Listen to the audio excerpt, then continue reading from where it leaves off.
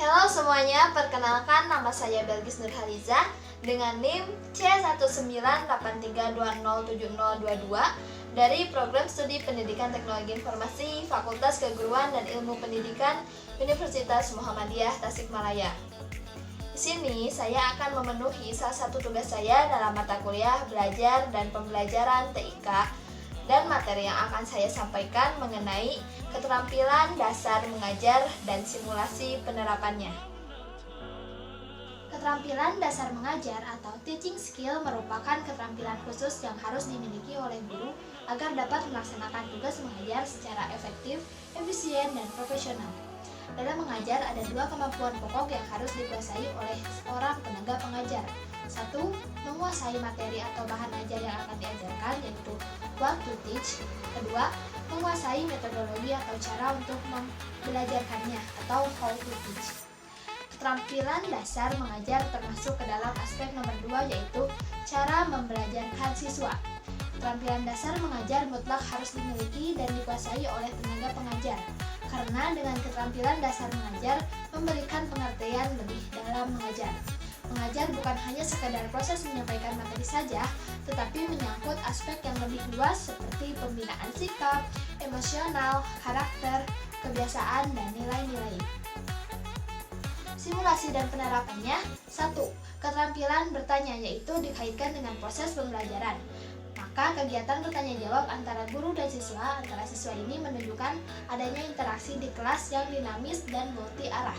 Kegiatan bertanya akan lebih efektif bila pertanyaan yang diajukan cukup berbobot dan mudah dimengerti atau relevan dengan topik yang dibicarakan. Tujuan guru mengajukan pertanyaan antara lain adalah 1. Menimbulkan rasa pengetahuan, merangsang fungsi berpikir, mengembangkan keterampilan berpikir, memfokuskan perhatian siswa, mendiagnosis kesulitan belajar siswa, mengkomunikasikan harapan yang diinginkan oleh guru dari siswanya, merangsang terjadinya diskusi dan memperlihatkan prihatin terhadap gagasan dan terapan siswa sebagai subjek didik. Yang kedua adalah keterampilan memberikan penguatan. Keterampilan memberikan penguatan teknik pembelajaran. Dalam pemberian penguatan dalam kegiatan pembelajaran dapat dilakukan secara verbal dan non-verbal. Penguatan verbal merupakan penghargaan yang dinyatakan dengan lisan, sedangkan penguatan non-verbal dinyatakan dengan mimik, gerakan tubuh, pemberian sesuatu, dan lain sebagainya. Dalam rangka pengarahan kelas dikenal penguatan positif dan penguatan negatif. Penguatan positif ini bertujuan untuk mempertahankan dan memelihara perilaku positif. Sedangkan penguatan negatif merupakan penguatan perilaku dengan cara menghentikan atau menghapus rangsangan yang tidak menyenangkan. Manfaat penguatan bagi siswa untuk meningkatnya perhatian dalam belajar, yaitu membangkitkan dan memelihara perilaku serta menumbuhkan rasa percaya diri. Ketiga adalah keterampilan mengadakan variasi.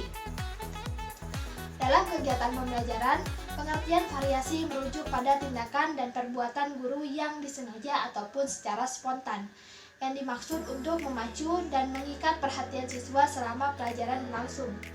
Tujuan utama guru mengadakan variasi dalam kegiatan pembelajaran yaitu untuk mengurangi kebosanan siswa sehingga perhatian mereka terpusat pada pelajaran. Yang keempat adalah keterampilan menjelaskan. Yang dimaksud dengan keterampilan menjelaskan adalah penyajian informasi secara lisan yang diorganisasikan secara sistematik untuk menunjukkan adanya hubungan yang satu dengan yang lainnya. Pentingnya penguasaan keterampilan menjelaskan bagi guru adalah dengan penguasaan ini memungkinkan guru dapat meningkatkan efektivitas penggunaan waktu dan penyajian penjelasannya, merangsang tingkat pemahaman siswa, membantu siswa memperluas cakrawala pengetahuan, serta mengatasi kelangkaan buku sebagai sarana dan sumber belajar. Yang kelima adalah keterampilan membimbing diskusi kelompok kecil. Diskusi kelompok adalah suatu proses yang teratur yang melibatkan sekelompok orang dalam interaksi tatap muka yang informal dengan berbagai pengalaman atau informasi, pengambilan kesimpulan, atau pembicaraan masalah.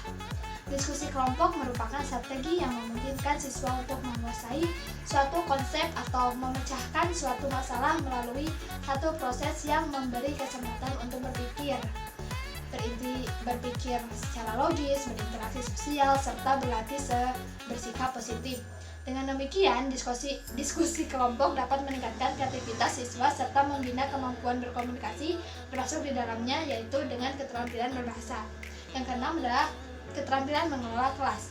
Pengelolaan kelas adalah keterampilan guru untuk menciptakan dan memelihara kondisi kelas yang optimal dan mengembalikan bila terjadi gangguan dalam proses belajar mengajar.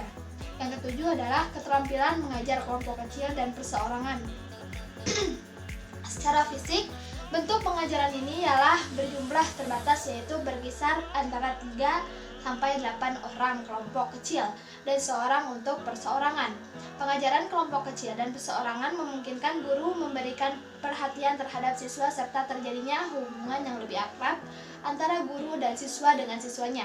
Setiap guru dapat menciptakan format pengorganisasian siswa untuk kegiatan pembelajaran kelompok kecil dan perseorangan sesuai dengan tujuan atau topik dalam materi tersebut, kebutuhan siswa, serta waktu dan fasilitas yang tersedia.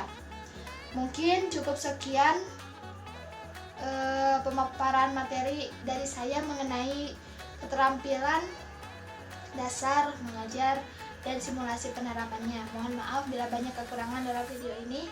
See you next time.